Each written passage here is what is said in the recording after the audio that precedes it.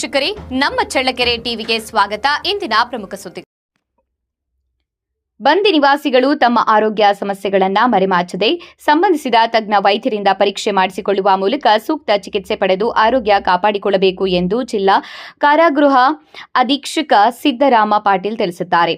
ನಗರದ ಜಿಲ್ಲಾ ಕಾರಾಗೃಹದಲ್ಲಿ ಬುಧವಾರ ಆರೋಗ್ಯ ಇಲಾಖೆ ಹಾಗೂ ಬಸವೇಶ್ವರ ವೈದ್ಯಕೀಯ ಮಹಾವಿದ್ಯಾಲಯದ ವತಿಯಿಂದ ಬಂದಿ ನಿವಾಸಿಗಳಿಗಾಗಿ ಆಯೋಜಿಸಲಾಗಿದ್ದ ಉಚಿತ ಆರೋಗ್ಯ ತಪಾಸಣಾ ಶಿಬಿರ ಉದ್ಘಾಟಿಸಿ ಅವರು ಮಾತನಾಡಿದರು.